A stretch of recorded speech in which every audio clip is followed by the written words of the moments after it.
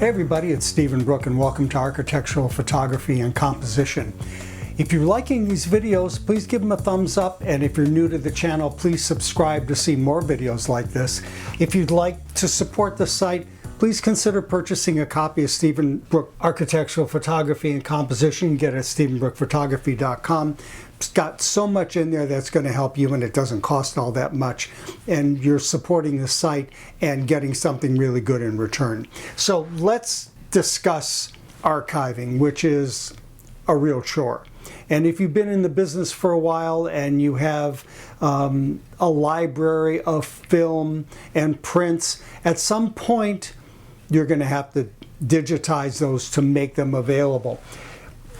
There are reasons to do this. First of all, film and prints can get damaged by air and moisture. And film is an organic emulsion, and it can be a media for fungus and mold. And if you have film, your old slides or old transparencies, and if you haven't been that careful with them, you have a whole family of wildlife living on your film. And as you know, dyes are not permanent. I'm sure you've seen posters that have been in the windows for a couple of years. They were originally color, but now all that's left is a cyan dye in there. So your old transparencies, maybe they're 20, 30, 40 years old, they may have started to degrade already. And if you have one-of-a-kind images, prints, films, or negatives, and you should be preserving those.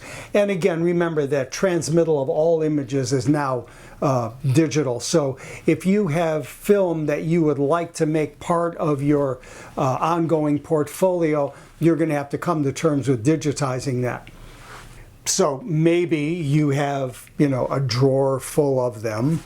Maybe it's worse. Maybe you have a whole wall full of files of 4x5s, 2x3s, and slides. And also remember that you are probably your family photographer. And at some point you may have somebody, an aunt or an uncle or grandparents, come over and dump a box of film and slides and all that on you because you are the family photographer.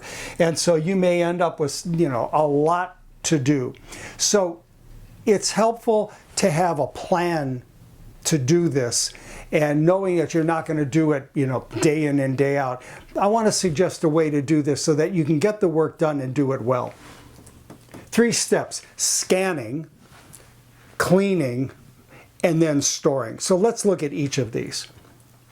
Now, when you set up for color scanning, select a resolution that's going to give you somewhere between a 75 and 150 megabyte file. That's really big enough.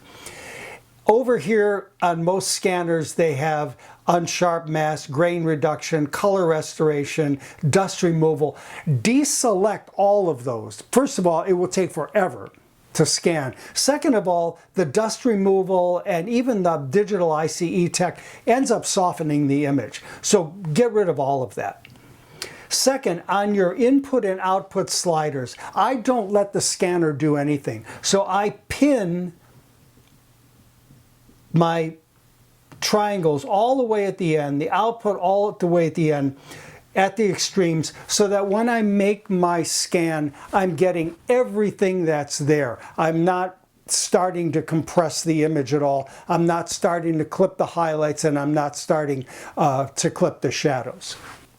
Now, scanning for a black and white negative, that's another story. If you scan in grayscale mode, again, select a res that'll give you 75 to 150 megabyte file. Again, adjust the scanner controls. Now, what you have to do is use your preview as a guide, and you are going to have to adjust the input and output sliders, because if you pin them all the way, you just show a black image. It doesn't work. If you scan your black and white in 24-bit color mode, and I do this as a rule, even though I get a bigger file, and in the end I might want to reduce it back to black and white, if there's a little bit of tone in there, I want to pick it up. So again, I deselect everything over here, and then I will adjust the input-output sliders to make my image look like I want it to look. Keep in mind, you want to try to avoid burning out the highlights, and you want to try to boost some of the work in the shadows. Now, color negative scanning, that's a chore, because as you know, color negatives have that orange tinge to them, and it makes it a little bit more difficult to scan. So again, deselect all these options, and then adjust the input-output sliders to set the density, and you can use the colors to try to get this as close as possible as you can. You're not going to nail it. Rarely do you get it right on the money. But again, if you're doing this with a high enough resolution, 75 to 150 megabytes, you can take it into Camera Raw and do a decent job of adjusting and getting your color right.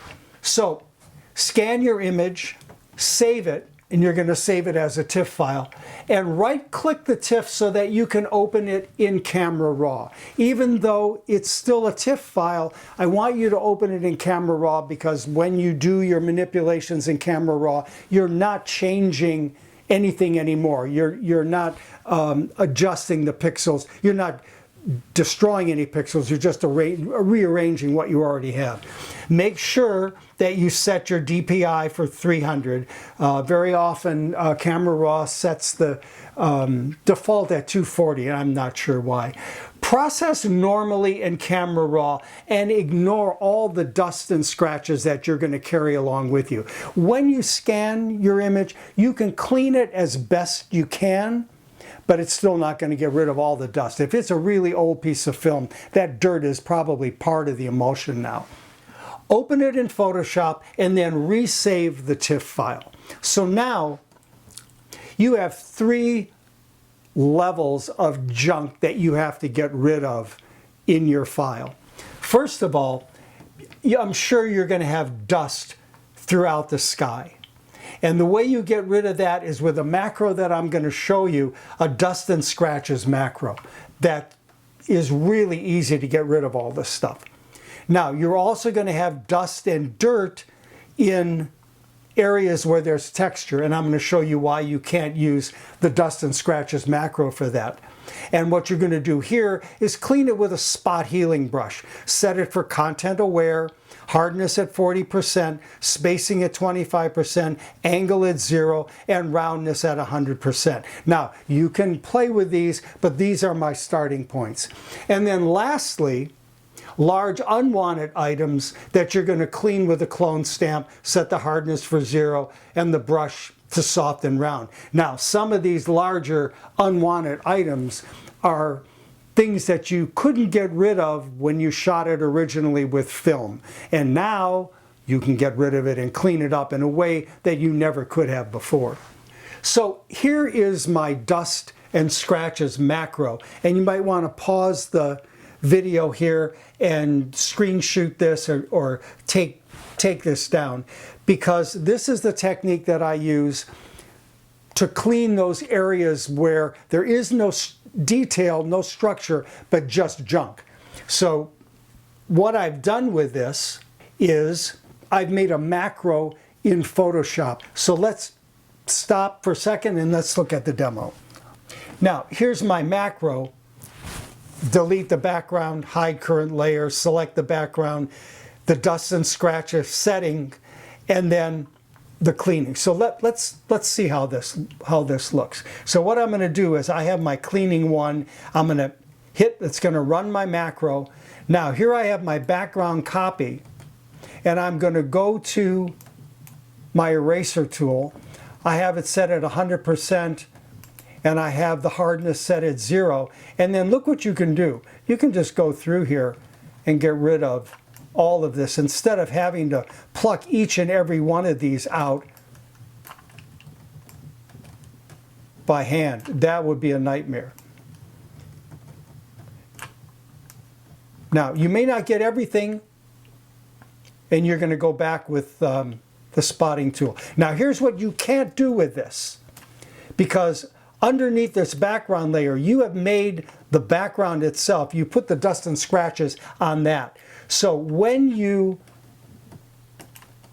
use your eraser tool here, if you go here you're going to start to destroy real structure. So you can't, you can only use it on these big broad areas. Now, if you have areas that you couldn't get rid of with my macro, what we're going to do is we're going to go to layer, we're going to flatten the image, and now we're going to go to the spot healing brush, set it the way I mentioned, and you can go through and get these bigger pieces, but you can also go through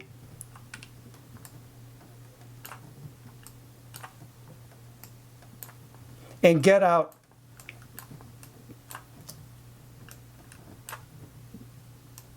pieces of detritus where you had structure. So it's not going to change the structure, it's only going to get rid of these ugly pieces. You can sometimes do that with bigger areas too. You need to be careful, obviously. And then the last thing that you can do is by using your clone stamp and get rid of things which, you know, you probably wish you could have gotten rid of before. Like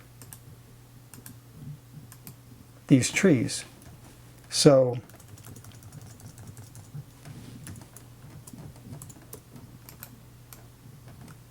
I'm going to take this stuff out, using what's around here as my guide.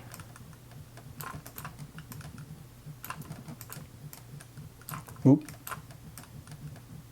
Then I'm going to deselect. And if it's not so perfect, sometimes you can use your blur tool to kind of soften that edge a little bit. So those are the three ways that you can get rid of all of the dust and scratches in your image. So how can we store these images? One is you can use cloud storage, and these are big files, so you probably have to have enough pay for enough cloud storage to be able to do that. You can save them on thumb drives. They're bigger and cheaper than ever. They're larger and cheaper. You can save them on DVDs, but know that DVDs are becoming obsolete. Many computers don't have DVD slots anymore. So I think that is technology that is really, if not on the way out, already gone. And you can use solid state standalone hard drives, and I use these all the time. And lastly, you can save it on your computer, but I wouldn't do that because I think that's the most dangerous place to save it, because it's not a question of if your computer is going to die on you, it's a matter of when. So you don't want to have valuable files stored on your computer. Now, the adage used to be said, well, which files do you want to archive? All the ones that you want to save. And I have double and triple backed up all my books. My work in Rome and Jerusalem was all done on film. All of that's been archived. All of that's digital. And I have it stored on a couple of platforms because I don't want to lose that. Now, is this tedious? You bet it's tedious. But if you plan, let's say, to do an hour or two a week to archive your images, I think in the end you'll be happy, you'll be proud of yourself that you've saved your images. And also, if you're charged with doing your family's archives, because you are the family photographer, know that you can do this, and when you save these images and reprint them, you'll be thrilled at how much you can actually do to preserve and actually improve existing prints and what have you. So again, check out StephenBrookePhotography.com to see my architectural photography and composition book. If you like the video, give it a thumbs up. And please, again, subscribe to the channel so you can see more videos like this. Thanks for watching, and I look forward to seeing you again soon.